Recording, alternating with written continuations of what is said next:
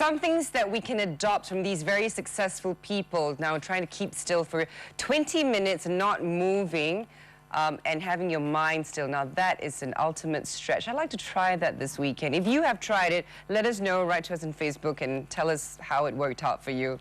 Anyway, we watched some amazing dances just now. We've talked about healthy juicing, and now we're talking about dancing for charity. And charities is something that you can do in your own me time if that's what you're passionate about. So with that, we'd like to say a very good morning to Sharina Hamza, who is the founder and principal of Dance Step Studio, Clara Lim, co-founder of Baby Dance Steps, Aishi Vimal is a Friends to Mankind Youth Ambassador, and Ms. Deborah Henry is co-founder of Fuji School. Good morning, ladies. Welcome to the show.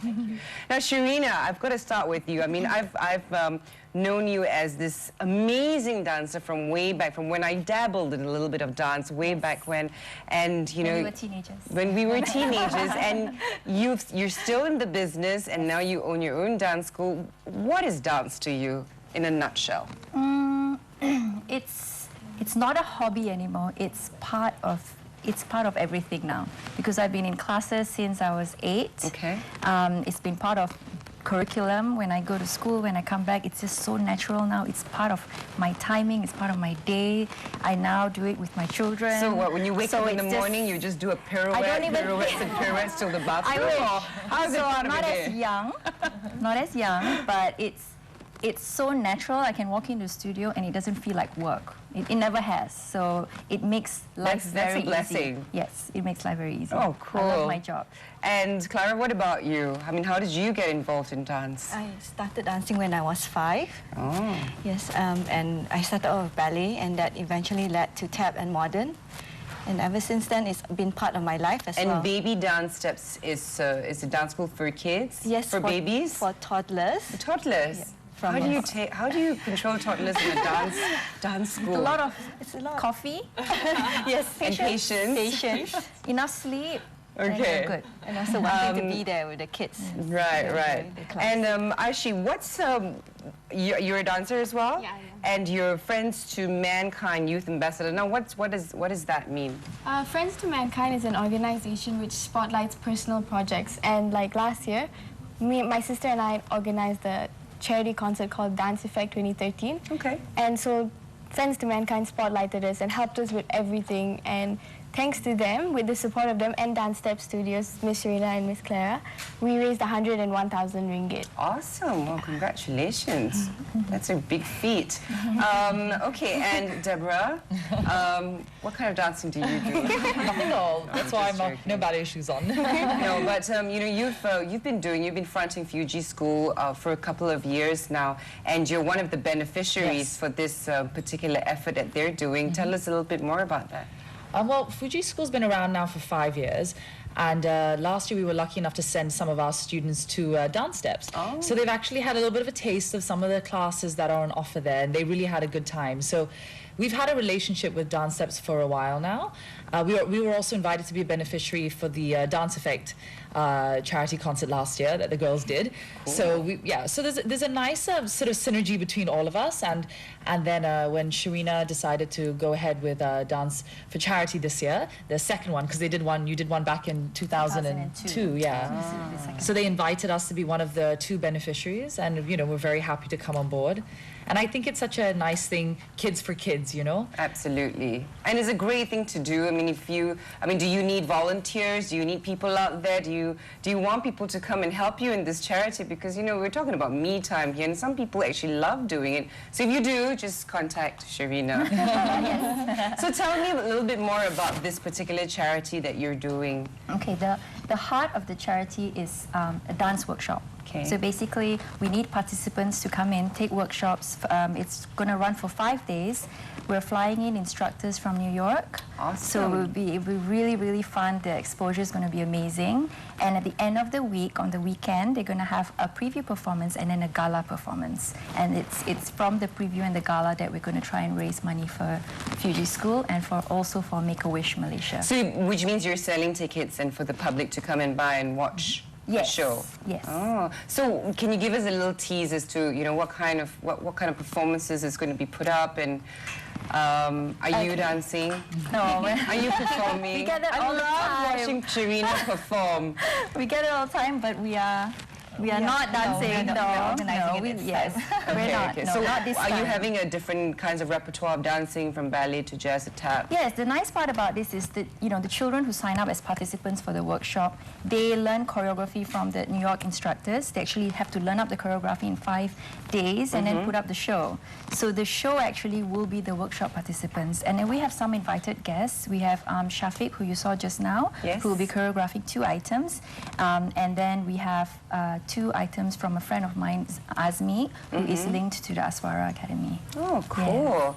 Now, I'm sure it's in a lot of our audience mind now that those people who like watching people dance, but then they themselves say, I can't dance, I have no rhythm, I have 2 left feet. What's your take on that? Never too late. You mean to say Never that too late. people can develop a rhythm? Yes. Can? No, yes. Yes, yes, yes. No, you should never say I can't do it. You should always try first. Okay, okay. Because my tap teacher in Hawaii started tapping when she was 19. And even then, she took once a week. It was just a hobby. But when I was a student, she was already in her 50s. Oh, wow. And she was amazing. She's an amazing tap dancer, and she started when she was 19. I've been teaching for about 15 years now, and over the years, I've had people come to me, teenagers, 20-somethings. We had a 20-something-year-old lawyer who came in for classes, who is now a dance teacher. Wow. So she's Deborah, what say you and me? Do some hour me time. And Haven't you seen those videos of Take like some these tap couples in their dancing. 80s dancing, ballroom dancing? That's and beautiful. So And it some is of my- something you yes. can do into your old age. Yes, and some of my best dance partners also are much older. Even when I was a teenager dancing, some of my best dance partners were in their 40s maybe. I had a tap dance partner it was a woman. We used to tap a lot together, and she was in her 50s when we were partners. So, and you It's know her, never I too think, late. Edna Tan. Of course I know Edna. Yes, Okay. and only because she Great had knee performer. problems, yes, she stopped tapping. Oh, but right up to cool. the end, she was tapping. So. Wow. And actually, how long have you been dancing for? I've been dancing since I was 5 with dance Okay. steps, and so it's been 11 years.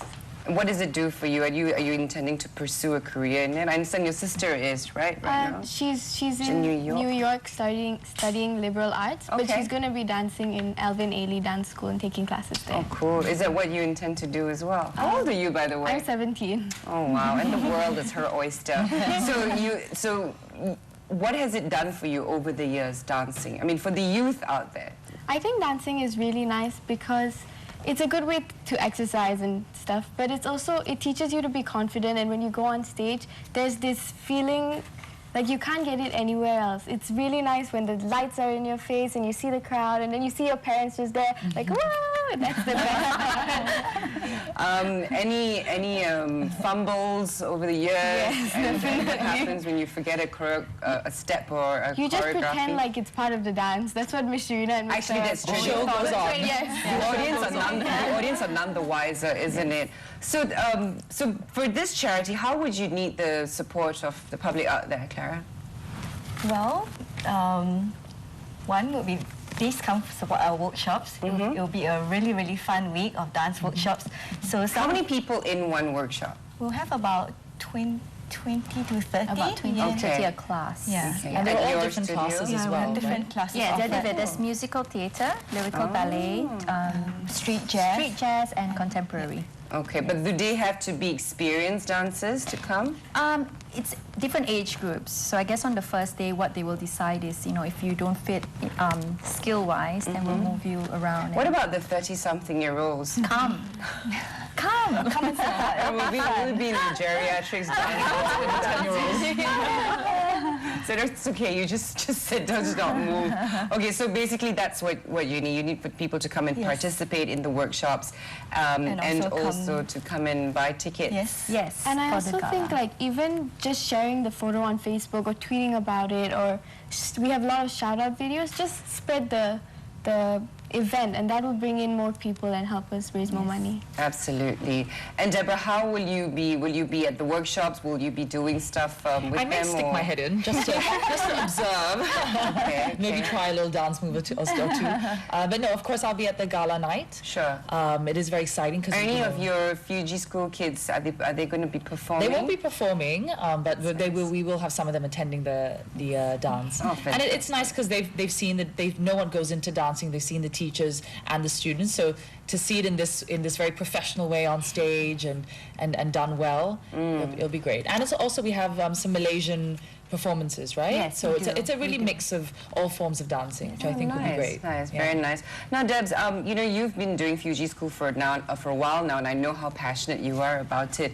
Now, at this stage, 2014, you know, middle of the year, almost end of the year, where are you at with Fuji School, and you know, what kind of challenges are you facing on a daily basis? Well, it's been, I mean, I was just thinking the other day, the school's almost 6 years old now, so we've been around quite a while.